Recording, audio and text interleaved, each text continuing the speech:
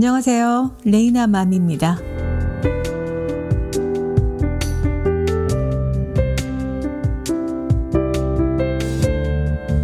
인생은 타이밍이다. 한 번쯤 들어본 말이죠. 사랑의 고백도 일도, 어떤 제의도, 성공과 만남도 타이밍은 너무나 중요하죠. 무엇이든 적당한 때, 그 때를 안다는 것은 절반의 성공이 아닌가 하는 생각도 하게 됩니다. 오늘 우리에게도 그때, 지금은 아닌지요. 적절한 시기를 잘 잡을 수 있는 타이밍, 여러분에게도 저에게도 좋은 타이밍이 날마다 오기를 바라보면서 뉴스를 기반으로 한 오늘의 소식들 이어가 보겠습니다. 구독과 좋아요 부탁드릴게요.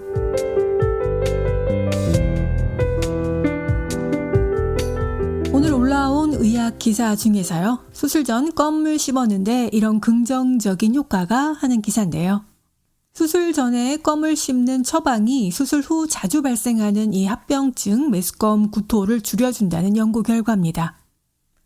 수술을 받은 여성 환자 88명을 분석한 결과 수술 직전에 15분간 무설탕 껌을 씹은 그룹에서 항구토제의 필요성이 감소했다고 밝혔는데요. 수술 후에 생기는 메스꺼움과 구토는 전체 환자의 약 30에서 70%가 경험하는 불편한 경험입니다.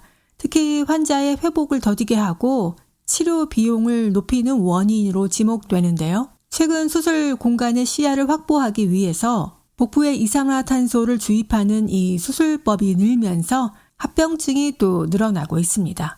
예방 조치로 항구토제 등의 약물 외에 또 다양한 비약물적인 개입도 포함되는데요. 그 중에 하나가 바로 껌 씹기입니다. 기존 연구에 따르면 이 껌 씹기는 위장관 운동을 늘려서 장꼬임을 방지하고 또 회복을 촉진하는 긍정적인 효과가 있다고 해요. 이에 연구팀은 무작위 배정을 통해서 수술 전 껌을 씹은 그룹, 또 수술 전 껌을 씹지 않은 그룹, 이 두 그룹으로 분류했고요. 껌을 씹은 그룹은 수술 직전 통제된 환경 아래서 15분간 무설탕 껌을 씹었습니다. 또 수술 후 경과를 평가하는 모든 의료진에겐 어떤 환자가 어떤 그룹에 속했는지 알지 못하게 했고요. 그 결과 연구팀은 수술 전 껌 씹기의 긍정적인 효과를 확인했습니다. 껌을 씹은 그룹은 수술 후 구토 방지제를 처방받지 않은 환자는 총 4.5배 정도 많았습니다. 또 심각한 구토 후유증으로 2차 치료제를 맞은 사람 수는요, 대조군에 비해서 크게 낮았고요. 이 로봇을 이용하거나 복강경 수술은 많은 이점을 가지고 있지만 복강 내에 이산화탄소를 주입하는 방식으로 인해서 환자가 구토를 경험하는 비율도 높아졌고요. 수술 전에 금식 기간에 이 껌을 씹는 것을 허용할 것인지 이 부분이 아직 조금 조심스러운 부분은 있지만 잘 통제된 환경에서 계획적으로 껌을 씹는 것이 도움이 된다는 얘기입니다. 이번 연구가 또 국제학술지 최근호에 게재가 되었다고 합니다. 이 밖에도 이 껌을 씹는 거에 대해서 이점이 많이 있는데요. 입마름 증상을 겪는 경우에도 좀 도움이 되고요.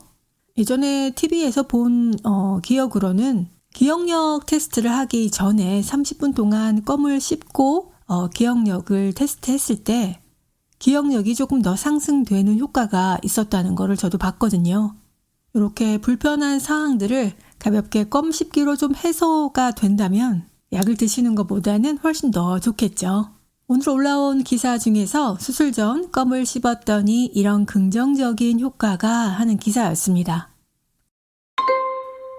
집에서 도마를 안 쓰시는 분은 없죠. 그런데 도마가 플라스틱도 있고 나무도 있는데요. 어떤 것이 더 나은 선택인지 저도 고민될 때가 있습니다. 요리할 때 채소, 생선, 날고기 등 모든 식재료는 도마를 거치게 되는데요. 식중독 원인균이 퍼지기 딱 좋은 장소가 바로 도마인데요. 도마는 우리가 많이 쓰는 플라스틱이나 또 나무 재질로 나뉩니다.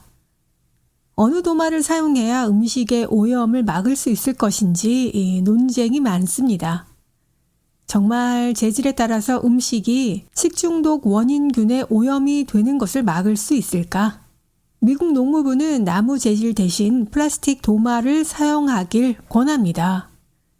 나무 도마는 플라스틱 도마와 달리 표면에 눈에 보이지 않은 미세한 구멍들이 있는데요. 이 구멍으로 오염 물질이 침투할 경우 제대로 씻어내도 잔여물이 남게 된답니다. 반면에 플라스틱 도마는 표면에 미세 구멍이 없고 액체가 스며드는 재질이 아니라서 나무 도마보다는 또 씻기에 세척이 또 용이합니다. 게다가 미국 식품의약국의 연구에 따르면 식중독 원인이 나무 도마 표면에 적게는 2시간부터 길게는 며칠까지도 생존할 수 있다고 합니다. 그런데 나무 도마의 향균력이 플라스틱 도마보다 강하다는 연구 결과도 또 있습니다. 미국 위스콘신대 연구팀이 나무 도마와 또 플라스틱 도마의 살균력을 비교했는데요. 다진 고기, 생닭, 채소를 올렸던 이 나무, 플라스틱 도마 표면의 세균 검사를 했습니다. 두 도마 모두 시간이 지남에 따라서 대장균이나 살모넬라균이 감소했지만 감소세가 더 가파른 쪽이 나무 도마였다고 해요. 플라스틱 도마 또 나무 도마 이 각각 장단점이 확실하게 있는데요. 단기적으로 봤을 때는 나무 도마가 더 위생적일 수 있고요. 식중독균이 나무 도마에서 더 잘 사멸하는 경향이 분명히 관찰됐기 때문입니다. 그렇지만 장기적인 위생 관리를 보면 또 편한 게 플라스틱 도마인 건 사실입니다. 도마를 오래 사용할수록 도마 표면에 칼집이 생기게 되는데요. 플라스틱보다 흡수력이 좋은 이 나무 특성상 씻어도 오염물질이나 식중독균이 완전히 제거되지 않을 위험이 또 있기 때문입니다. 결국 위생적으로 관리하려면 어떤 재질의 도마를 사용하느냐 이것보다는요. 어떻게 사용하는지가 더 중요하다는 얘기입니다. 먼저 재료마다 이 전용 도마를 두는 게 좋겠죠. 두세 개를 구비해서 육류나 생선용을 같이 사용하고요. 또 채소나 과일용을 따로 구분해서 사용하는 거죠. 사용 후에는 세제와 뜨거운 물로 깨끗이 씻어주고요. 홈이 파이거나 칼자국이 난 곳을 중심적으로 이 세제를 묻혀서 수세미로 잘 문질러주고 80도 이상의 뜨거운 물을 부어서 마무리합니다. 도마 전용 살균 세제를 묻힌 행주를 도마 위에 얹어서 하룻밤 두는 것도 방법일 수 있는데요. 세척 후에 말릴 때는 반드시 바람이 잘 통하고 햇볕이 잘 드는 곳에 세워둡니다. 특히 나무 도마는 세제가 스며들 수 있기 때문에 완벽하게 건조하는 게 중요하겠습니다. 요즘에는 그래서 또 스테인리스 도마가 아주 또 인기를 끌고 있잖아요. 그런데 요리를 하다 보면 왠지 이 스테인리스에 칼로 써는 게 좀 마음에 안 들 때가 있어요. 역시 나무에 이렇게 딱딱딱딱 소리를 내는 게 부엌에서 들려오는 가장 정겨운 소리인데요. 생선과 야채 분리해서 꼭 사용하시고요. 세척과 건조도 중요하고요. 또 플라스틱 도마 같은 경우에는 칼질을 깊이 할 경우에 플라스틱이 패여서 그 가루가 음식 안으로 들어갈 수 있기 때문에 너무 오래된 플라스틱 도마가 아닌지 칼집이 또 많이 나 있는 상태가 아닌지 한번 살펴보시고요. 조금 더 세척에 유의하시기 바랍니다. 몸에는 안 좋은데 경기 침체 때 이 음식을 많이 찾는다고 합니다. 미국 내에서 이 소시지 수요가 증가하면서 소비자들이 허리띠를 졸라매기에 들어섰다는 관측이 나오는데요. 미국 달라스 연방준비은행이 공개한 텍사스 제조업 전망 설문조사에 따르면 지역 식품 업계 응답자들은 경기가 악화함에 따라서 디너 소세지 항목에 완만한 성장세가 관찰되고 있다고 말했다고 합니다. 이 소시지는 단백질 공급원 중에서 저렴한 축에 속해서 경계가 악화될 때마다 판매량이 많아지는 경향이 있다고 합니다. 우리가 건강을 위해서는 소시지 섭취를 최소화하는 게 좋은데요. 소세지 등 육가공품은 대표적인 이 암 유발 임자로 알려져 있잖아요. 맛을 내고 보존 기간을 늘리기 위해서 가공하는 과정에서 암을 유발하는 다양한 화학 물질이 들어가게 되는데요. 이 가공육의 섭취를 조금만 줄여도 당뇨병이나 심혈관 질환, 대장암 발생 위험을 줄일 수 있습니다. 영국 에든버러 대학교 글로벌 농업식품 아카데미와 미국 공동연구팀이 육류 소비가 건강에 미치는 영향을 분석한 결과에서 확인된 사실인데요. 연구팀은 미국 CDC의 전국 보건 설문조사 데이터를 활용해서 가공육 소비를 줄이는 것이 건강에 미치는 영향을 추정하는 시뮬레이션 도구를 개발했습니다. 이를 분석한 결과 가공육 섭취를 30% 줄이면 10년간 35만 건 이상의 당뇨병, 또 92,500건의 심혈관 질환, 53,300건의 대장암 발병이 예방되는 것으로 나타났다고 합니다. 가공육 섭취량을 30% 줄이는 것은 일주일에 고기 패티가 들어간 햄버거 1개나 베이컨 10개를 덜 먹을 정도의 양에 해당하는데요. 가공육을 매일 50g 이상 섭취하게 되면 암 발병률이 18% 증가한다고 전했습니다. 미국 심장협회는 가공육을 아무리 많이 먹어도 매주 100g 미만으로 섭취할 것을 권장하고 있는데요. 가공육 100g은 일반적인 스팸 1캔의 절반 양에 해당하는 것으로 나타났습니다. 몸에는 안 좋지만 경기가 침체될 때 이 음식을 많이 먹는다고 하는데요. 아무래도 이 가격적인 면이 크게 부각되는 것 같습니다. 건강에 좋지 않고 도움이 안 된다는 것은 모두가 알고 있는 사실인데 다른 식재료와 비교해서 좀 저렴하기 때문에 사게 되는 이 소시지요. 이거를 집을 때의 주부들의 마음은 어떨까요? 경기가 침체되면 찾게 되는 이 음식에 관한 소식이었습니다. 기사를 보니까요. 국민 절반이 장기적 울분 상태, 30대는 아주 심각한 수준이라고 합니다. 우리 국민의 약 절반이 장기적인 울분 상태에 놓였다는 조사가 나왔는데요. 10명 중 1명은 답답하고 이 분한 상태가 심각한 수준인 것으로 나타났고요. 특히 30대가 가장 높은 울분을 겪고 있다고 나왔습니다. 조사는 6월부터 약 2주간 만 18세 이상 전국 남녀 1,024명을 대상으로 이루어졌는데요. 연구진에 따르면 여러 문헌에서 울분을 부당하고 모욕적이며 신념에 어긋난 것으로 여겨지는 스트레스 경험에 대한 감정적인 반응으로 설명합니다. 조사 결과 응답자의 49.2%가 장기적인 울분 상태에 놓여 있다는 것으로 분석됐습니다. 이 가운데 심각한 수준의 울분을 겪은 응답자도 9.3%나 됐습니다. 다만 연구진이 수행한 이전의 전국 성인 대상 울분 조사와 비교했을 때 심각한 수준의 울분을 겪는다는 비율이 이번이 그래도 제일 낮았고요. 울분과 자살 생각을 비교한 결과 심각한 우울을 겪는 이들의 60%가 자살을 생각한 적이 있다고 응답했습니다. 또 이번 조사에서는 연구진이 성과 연령, 또 교육과 소득 수준, 이런 사회적인 변수에 따른 울분 점수의 차이를 분석한 결과 연령에 따라서 좀 차이가 나타났는데요. 심각한 수준의 울분을 겪는 비율은 30대에서 13.9%로 가장 높았고요. 30대는 1.6점 미만의 정상 상태의 비율도 낮았습니다. 최근 1년 동안 부정적인 사건을 하나라도 경험한 경우는 전체의 77.5%를 차지했고요. 전반적인 세상의 공허함에 대한 믿음의 점수는 만 60세 이상이 가장 높았습니다. 우리가 직접적으로 어려움을 겪지 않더라도 이 사회 안에서 얼마나 많은 사람들이 분노하고 또 울분하는가 이것들을 조사한 내용이라고 합니다.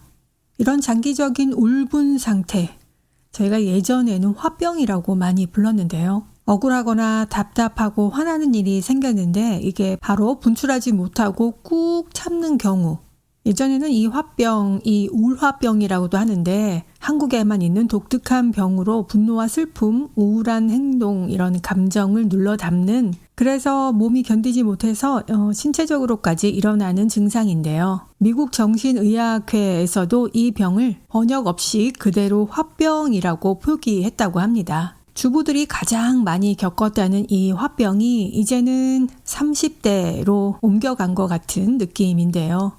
그만큼 이 취업 문제나 이런 경제적인 문제가 크다는 거겠죠. 그래도 이 화병에서 우리가 조금 벗어날 수 있는 방법은 취미 생활을 만드는 겁니다. 아무리 화가 나더라도 좋은 일에도 몰두하게 되면 기분도 한결 좋아지잖아요. 스스로 기분이 나아질 수 있는 방법 요거 생각해 보시고요. 보람 있는 일에 시간을 투자하는 것, 또 가벼운 운동도 꽤 도움이 되겠습니다. 술이나 담배, 카페인 대신에 가벼운 스트레칭, 또 차를 마시는 습관으로 좀 바꿔보는 것도 좋고요. 혼자 있는 것보다는 좋은 사람들과 함께 하면 더 좋겠죠. 왜 기쁨은 나누면 배가 되고 아픔과 고통을 나누면 반이 된다는 말도 있잖아요. 즐거운 사람들과 자주 만나고 또 가족과 친구와 식사하고 차도 즐기면서 많이 대화를 나누는 거, 감정을 조금은 솔직하게 얘기해도 도움이 되겠습니다. 스스로 얘기하다 보면 또 환기시키는 효과가 있거든요. 국민 절반이 장기적인 울분 상태, 30대 심각한 수준이라는 기사였습니다. 요즘에 또 K-뷰티라 그래서 국산 선크림까지 미국과 유럽에서 아주 큰 인기를 누리고 있습니다. 이번에 아마존 프라임 데이에서도 아주 성과가 높았다고 하죠. 한국 화장품 기업이 만든 선케어 제품이 해외에서도 큰 인기를 끌고 있는데요. 업계는 한국의 자외선 차단제는 다른 나라 제품보다 품질이 우수한 데다가 크림이나 젤, 로션 같은 다양한 형태로 출시되고 있다는 점이 인기의 요인으로 보고 있습니다. 지난 CJ 올리브영에 따르면 올해 1월부터 지난달까지 올리브영 글로벌 몰의 선케어 카테고리 매출이 지난해 동기보다 약 90%나 증가했다고 합니다. 올리브영 글로벌 몰은 전 세계 150개국에 배송이 가능한 뷰티 제품을 판매하는 쇼핑몰인데요. 북미 지역 매출이 전체의 70%를 웃돕니다. 올리브영 관계자는 외국인 소비자들이 다양한 제형의 선크림 제품을 합리적인 가격에 선보이는 이 인디 브랜드에 특히 관심을 보이고 있다고 말하고 있는데요. 미국인 A씨는 한국산 선크림은 보습력이 뛰어나고 눈이 따갑지 않다. 또 잔주름까지 매끈해지는 느낌이 느껴진다고 말하기도 했습니다. 이 밖에도 스킨 1004, 히알루시카 워터핏 선세럼은 지난 6월부터 지난달까지만 판매량이 작년보다 8배 늘었고요. 이 제품은 지난 3월 글로벌 K-뷰티 플랫폼 졸스의 베스트셀러 1위, 지난달 5월 다른 K-뷰티 플랫폼 예스스타일 베스트셀러 1위에 각각 오르기도 했습니다. 고운세상 코스메틱의 닥터지는 작년 일본에서 이 선 카테고리의 매출이 41% 증가했다고 또 전했는데요. 이 회사 관계자는 일본에서 자외선 차단 기능에 미백이나 톤업, 유분 정리 같은 이 스킨케어 기능을 포함한 선케어 제품을 출시한 것이 인기를 얻은 요인이라고 말했습니다. 베트남에서는 고온다습한 기후 때문에 끈적임 없이 흡수되는 이 선 제품이 크게 인기를 또 끌고 있는데요.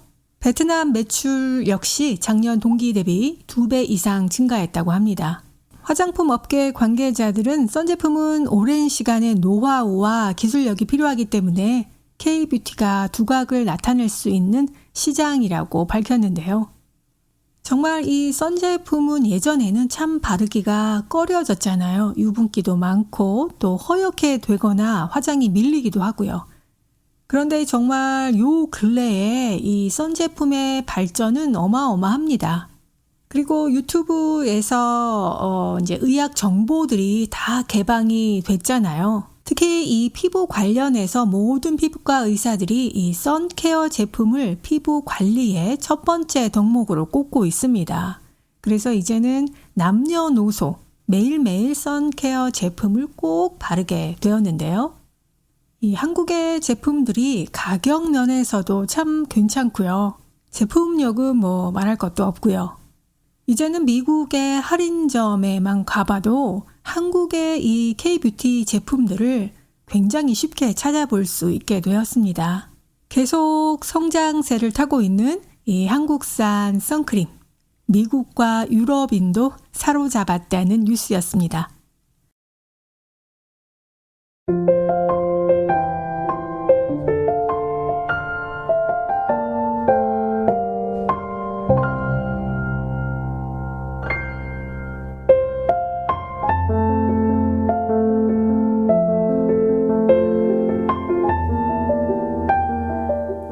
하루를 따뜻하게 시작하는 마음 마사지. 오늘의 이야기는 책임과 최선을 다했더라면.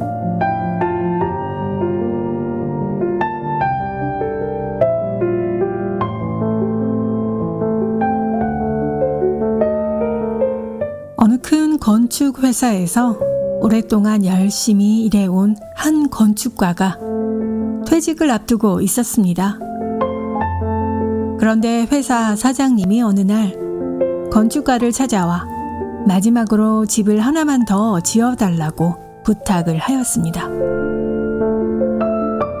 건축가는 곧 퇴직을 앞두고 있었기 때문에 바로 퇴직할 사람에게 일을 시키는 것이 달갑지 않았고요.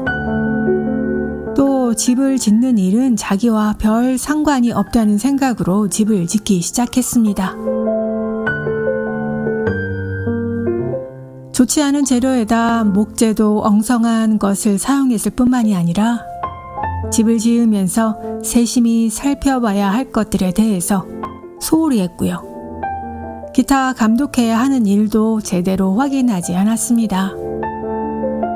그럭저럭 집이 완성되자 사장님이 건축가를 찾아와 말했습니다.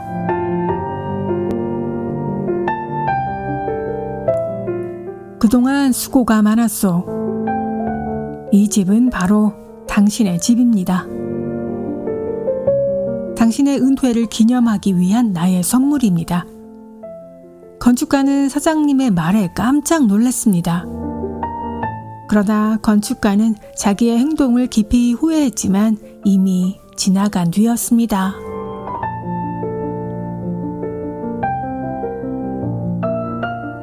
우리의 인생을 삶을 살아가면서 자기 얼굴에, 자기의 말에, 자기의 행동에 모두 책임을 져야겠다는 생각을 하게 됩니다.